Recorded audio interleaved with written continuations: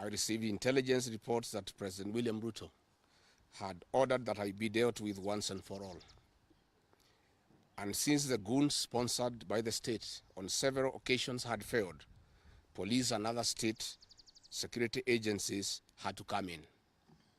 At about 11 a.m., same Sunday, 18th May 2025, this information was communicated to the Inspector General of Police, the Director General of the National Intelligence Service, and the Director of Criminal Investigations by the CS Interior Kipchumba Murkomen, and consequently, a killer squad composed of 101 lethal and dreaded officers from the administration police and seconded to the National Intelligence Service, accompanied by officers from the DCI, the Anti-Terrorism Police Unit, the General Service Unit, and the regular police were deployed.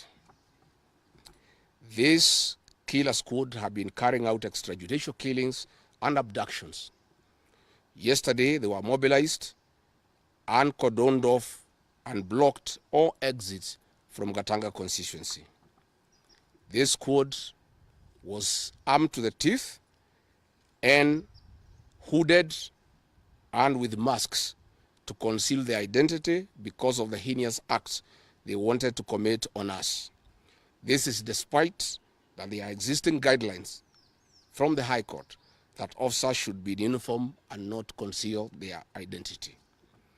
At about 2:30 p.m., we received further intelligence from the deployed patriotic officers who are not in agreement with the information that they had clear instructions to plant arms and weapons in our convoy to provide evidence to arrest us and get evidence that they could charge us with in court. After about 30 minutes, the killer squad was joined by their counterparts who are highly trained in the use of biological weapons. Their instructions were to poison me through inhaled chemicals that would paralyze my brain within 3 months. This was the intent and the purpose of the whole operation. My team and I sought alternative routes as guided by the deployed security personnel, majority of whom are our supporters and opposed to what is going on. We have credible information that President Ruto has directed that my private security personnel be disarmed and be targeted for withdrawal of their licenses so that they can leave me vulnerable to allow room for goons to attack and possibly eliminate me.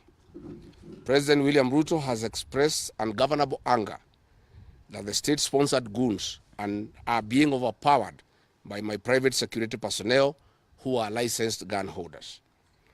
President Ruto is furious that the people of Kenya have not forgotten about the Kiambaa church massacre, where children and women were tortured in the 2007 and /8 post-election violence, and is unhappy that I keep on reminding the people of Kenya of the heinous act.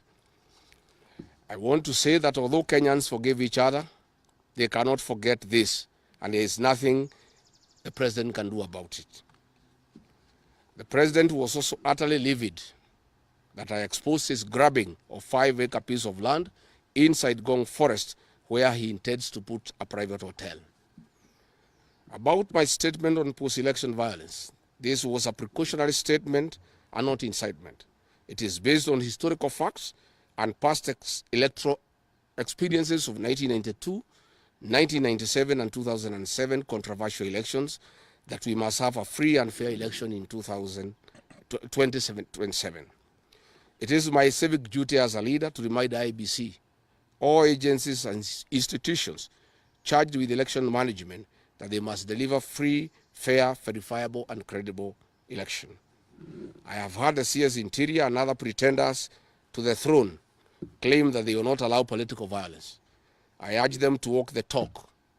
Since November 2024, political violence of great magnitude has been meted on me, my family, and my supporters. Not a single case has been prosecuted. For instance, on 28th November 2024, at a solemn funeral service in Limuru, Kiambu County, I was attacked by organized criminal gangs and a police escort. On 28th December 2024, in Shamata, Nyandarua, An inspector of police flanked by criminal gangs threw tear gas canisters at me. On 23rd March 2025, at ACK St. Peter's Cathedral in Nyeri, my convoy was attacked at a church compound by a known criminal gang under police escort. On 29th March 2025 in Naivasha town, we were attacked by the police. On 6th April 2025, at a church service in Mwik, PCA, hooded goons attacked us inside the church. We dismiss with contempt the loose talk by CS Interior that during the DCP party unveiling, where goons dared to cause chaos were fighting for handouts from us. These were state-sponsored, but fortunately, they were overpowered by security personnel and supporters. The CS has given instructions that instead of arresting the said goons, they disarm my security personnel to give goons free access to me and my supporters in future occasions. Let it be known that our party, DCP, has organic support, and we do not pay supporters to attend our meetings the way the government is doing to people to attend their meetings. Finally, let me assure the planners of this violence that you will not stop the cause of the people of Kenya. The one-term movement and the DCP party popularity will not be stopped and will not be slowed down. The cause to liberate Kenya is not about Rigathi Gachagua. All the leaders with me.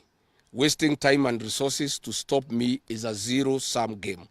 The people of the Republic of Kenya have said that lies must stop, roads must be built, corruption must stop, abductions and extrajudicial killings must stop, education and health systems must work. They are some of the things that are making the people of Kenya restless.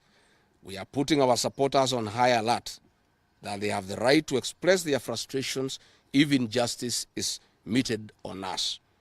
My supporters and I will not be cowed or intimidated by the use of the criminal justice system to manage politics.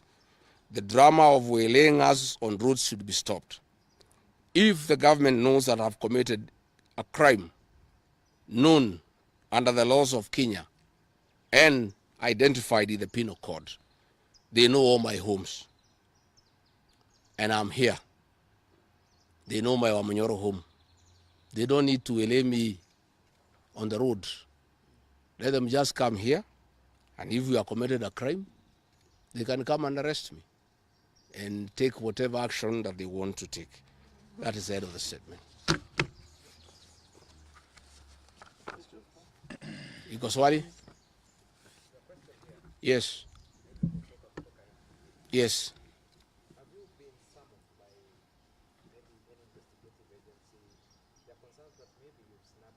I have not been summoned by anybody, and I'm waiting